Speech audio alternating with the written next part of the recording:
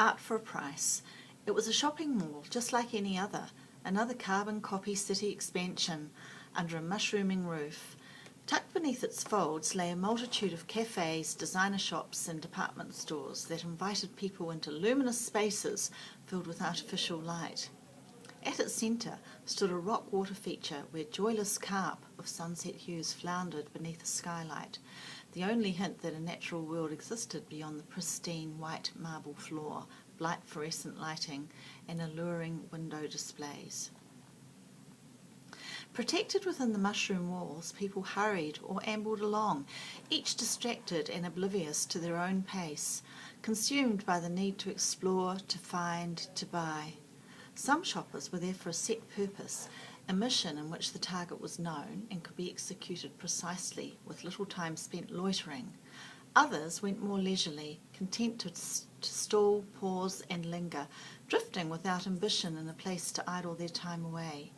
Young people chatted and giggled, while a group of girls stood coyly to one side, their gaze directed toward a teenage boy in dark denims flicking through a skateboard magazine, unaware of the attention and admiration he was attracting.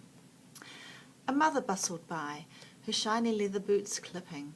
The pram bulged with the goods of the day and the latest bargain specials, while the baby sat absorbed with a box of raisins, his chubby fingers forcing their way into the box.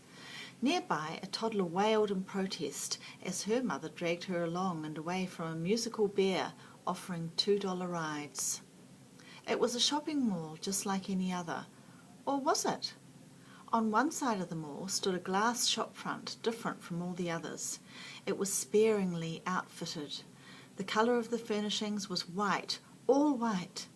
It looked unfinished, maybe even empty, perhaps a vacancy, a shop waiting to be leased. Shoppers walked by, paying this particular display no special attention. Indeed, unless you knew what you were looking for, you could easily have missed it. But if by chance you happened to pause long enough to look beyond the modernistic white tables and chrome-legged stalls, you would have seen that directly from the white ceiling and polished white floor, strong wires sprouted, suspending the canvas of an artist. Okay, so that's the non-fiction. No, that's wrong. That's the fiction piece of the exam. And now I'm going to read you the poem. And don't forget, this is the exam paper from 2012. So the poem is, "Clean as a whistle, I say, that's what I want." And it'd be really helpful if you have the text in front of you while I read this. So the title, "Clean as a whistle, I say, that's what I want." And here we go. Some of you might relate to this when you're helping your parents with chores around the house. Our son is cleaning the kitchen floor. He has a t-shirt printed with white words. Words are not his forte. To have them delivered free on a shirt is a gift. He is sloshing soapy water out of a bucket.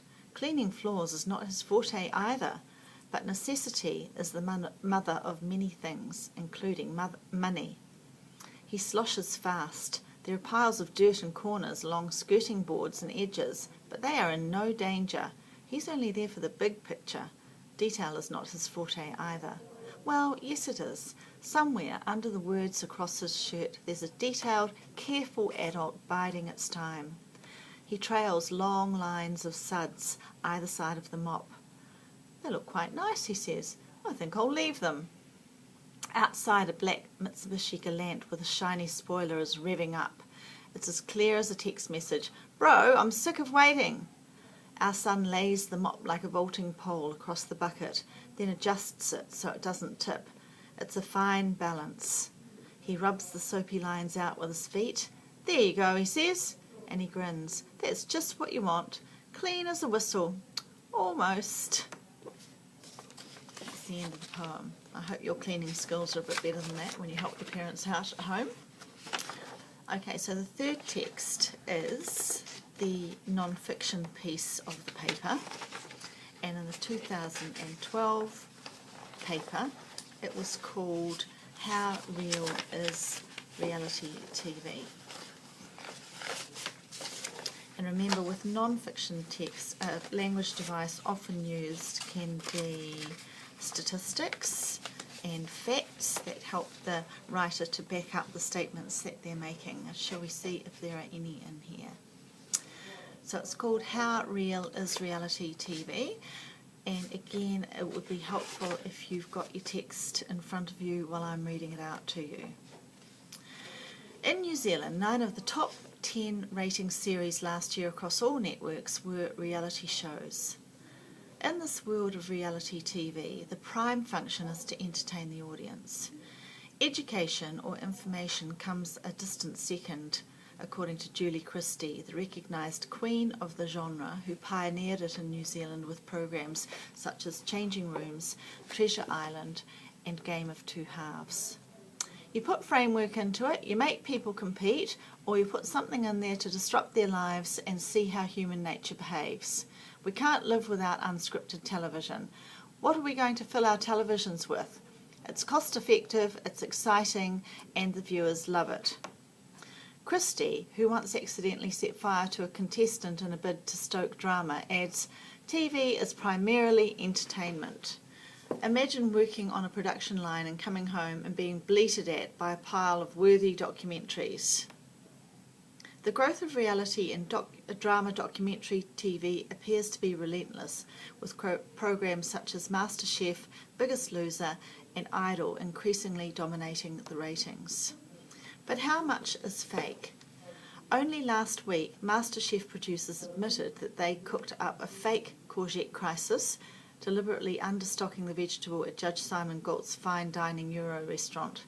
The move generated more tension in the programme as finalist Michelle Berry raced to the supermarket to acquire new supplies, but it also exposed another disturbing and growing trend in dramas and reality TV, product placement.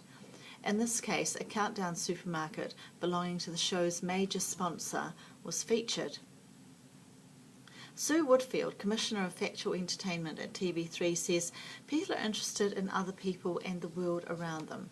In the same way that people have always stopped to look at a gathering crowd, they can now do so from the comfort of their own home. Martin Hurst, Head of Journalism at Auckland University of Technology, believes that reality TV encourages the audience to focus on voyeurism and vicarious dangers. He gives the example of programs appealing to people's fears, like border security. The viewer in this case is left with the impression that without these people working on the thin blue line with their dogs, we'd be overrun by terrorists. I think the danger is, with the dramatic filming techniques and the heart-racing music, it sensationalizes things and creates a false sense of danger or fear. He says a huge amount of pre-production and scripting creates the drama. I don't believe much of it is real, he said. So instead of using facts and figures, this writer has used the opinion of people in the media who we think are important and who we trust. So he's included quotes from those people. The glossed words are voyeurism, which means enjoying watching another person's emotion or distress without being involved, and vicarious, which means imagined rather than experienced through the feelings or actions of others. So now that you've got the texts, you can answer the questions. Have a good day. Thank you.